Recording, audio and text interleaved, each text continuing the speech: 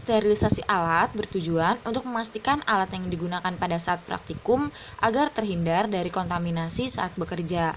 Sterilisasi juga bertujuan untuk membunuh sel vegetatif dan sel spora mikroorganisme yang ada pada permukaan alat sehingga dapat dipastikan alat tersebut bersih dan terhindar dari kontaminasi mikroorganisme. Kita menyiapkan wadah untuk mengembangbiakan lalat sebanyak 2 buah.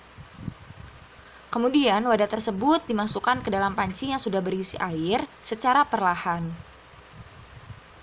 Lalu kita tunggu selama 10-15 menit sampai air tersebut mendidih.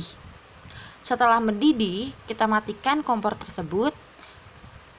Selesai dikeluarkan, wadah tersebut kita keringkan dengan menggunakan tisu agar bersih.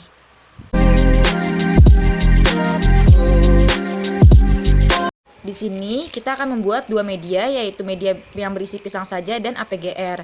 Yang pertama yang dibutuhkan adalah ragi, nutrijel, pisang, dan juga gula. Kita juga membutuhkan wadah. Yang pertama kita akan membuat media dengan menggunakan buah pisang saja.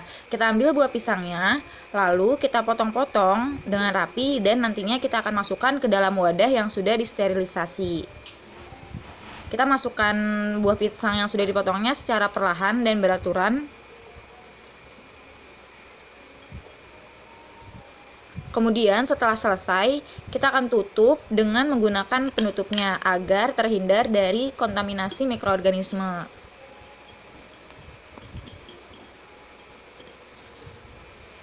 Yang kedua, kita akan membuat media PGR.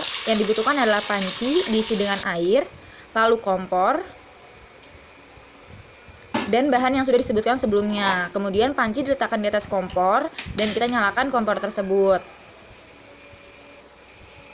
Lalu kita masukkan nutrijel tersebut ke dalam air.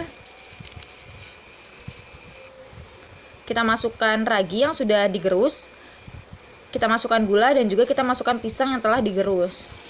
Lalu kita aduk-aduk secara perlahan sampai air tersebut mendidih dan semua bahan tercampur secara rata.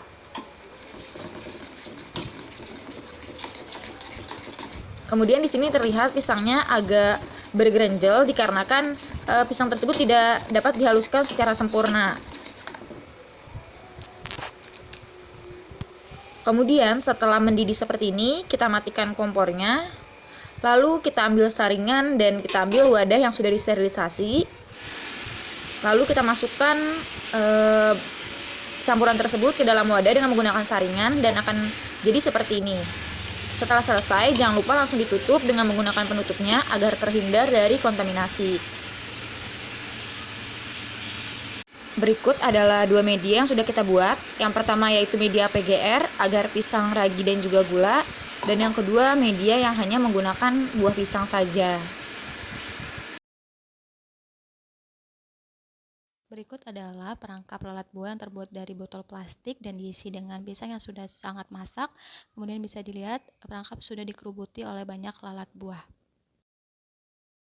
Kemudian kita siapkan plastik untuk segera menutup botol perangkap dengan plastik. Kemudian ditutup dengan rapat sehingga lalat buah yang ada dalam perangkap terbang menuju plastik yang sudah kita siapkan tadi. Kemudian kita ikat. Seperti ini adalah hasil tangkapan lalat buah. Selanjutnya ini adalah Drosophila yang ada di dalam perangkap, kemudian selanjutnya akan dipindahkan ke dalam botol kultur yang sudah berisi media. Ini merupakan proses pemindahannya.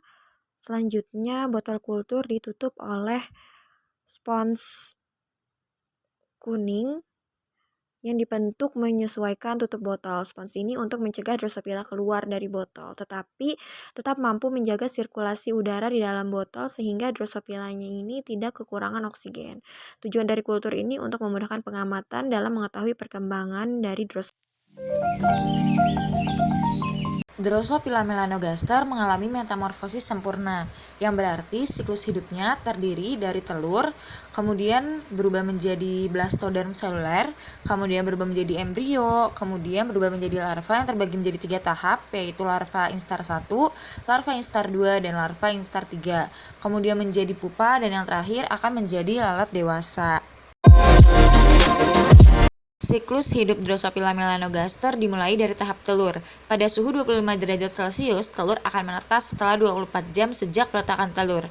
Telur Drosophila melanogaster berbentuk lonjong dengan panjang yang kurang lebih 0,5 mm. Pada salah satu ujungnya terdapat sepasang filamen yang berfungsi untuk mencegah tenggelamnya telur dalam media dan untuk membantu pernapasan dari lalat tersebut. Jadi larva instar 1 ini muncul setelah telur menetas. Kemudian untuk bentuk dari larva instar 1 ini masih kecil, pendek dan sedikit agak berisi atau agak gemuk.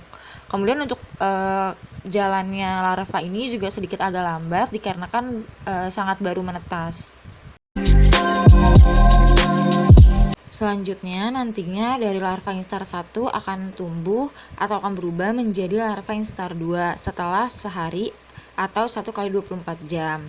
Kemudian larva ini akan terus makan hingga ukurannya membesar, sehingga dapat kita lihat pada video atau dokumentasi tersebut bahwa ukuran larva instar 2 itu lebih panjang namun ukurannya lebih mengecil seperti itu.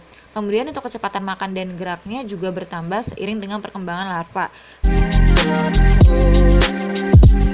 Setelah berkembang menjadi larva instar 1 dan larva instar 2, maka selanjutnya larva akan berkembang menjadi larva instar 3. Larva akan terus makan hingga ukurannya membesar. Dapat kita lihat pada dokumentasi atau video bahwa larva instar 3 nantinya akan mencapai panjang 4-5 mm. Kemudian larva nantinya akan membentuk tanduk pupa atau pupal horns. Kemudian nantinya pergerakannya akan berkurang dan mulai berdiam. Setelah berada pada tahap larva instar 3, maka nantinya pergerakannya akan berkurang dan mulai berdiam. Dapat kita lihat pada dokumentasi atau video bahwa terdapat beberapa pupa yang menempel pada dinding botol dan itu tidak bergerak atau menetap. Kemudian nantinya kulit terakhir larva akan menjadi kulit pupa, mengeras dan juga menggelap. Dapat kita lihat pada video bahwa yang tadinya larva berwarna putih pas pada saat tahap pupa akan mengalami perubahan warna, yaitu menjadi agak kecoklatan. Kemudian setelah kurang lebih 3,5 jam pupa akan sepenuhnya terpigmentasi.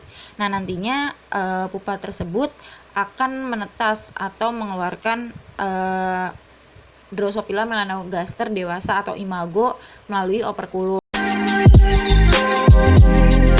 Setelah berada pada tahap pupa, nantinya pupa akan menetas dan mengeluarkan lalat buah kecil atau tubuh imago muda.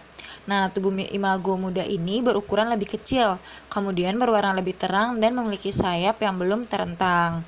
Nantinya dalam beberapa jam tubuh imago akan menggelap dan membulat sehingga sayap Drosophila melanogaster akan merentang. Selanjutnya yaitu pengamatan morfologi Drosophila. Hal yang dilakukan yaitu mengeluarkan beberapa lalat untuk diamati morfologinya. Selanjutnya ini saya ambil 2 lalat, 2 Drosophila. Selanjutnya dibius agar Drosophilanya pingsan dan mudah diamati. Kemudian didapat hasil seperti ini. Pengamatan morfologinya, Drosophila jantan ini memiliki ukuran tubuh yang lebih kecil, ruang garis tubuh lebih sedikit dan juga berjauhan.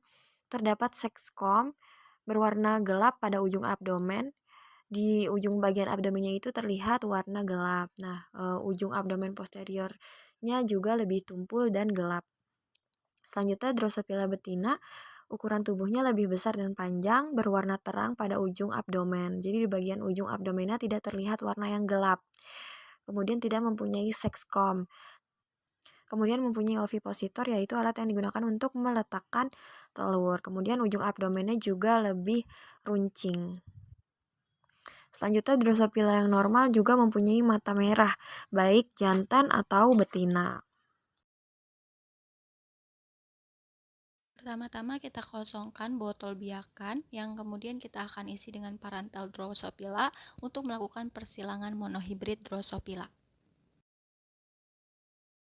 Selanjutnya, sebelum 8 jam kita pilih dan kita kawinkan sebanyak 5 ekor jantan dan 5 ekor betina untuk mengetahui keturunan dari hasil persilangan monohibrid pada Drosophila dan untuk menguji atau membuktikan kebenaran hukum Mendel 1. Ini semua kita perhatikan sampai pada tahap siklus menjadi pupa.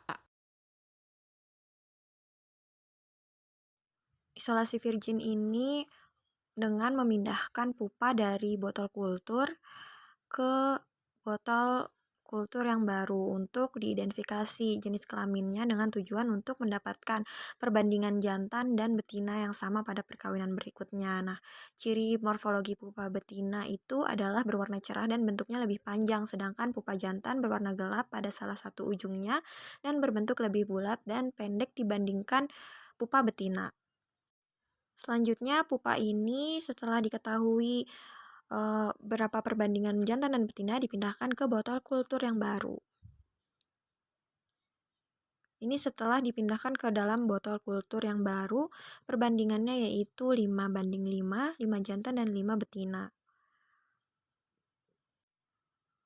Selanjutnya ini merupakan hasil dari persilangan 5 jantan dan 5 betina tadi. Ini merupakan F1 atau filial 1 dari persilangan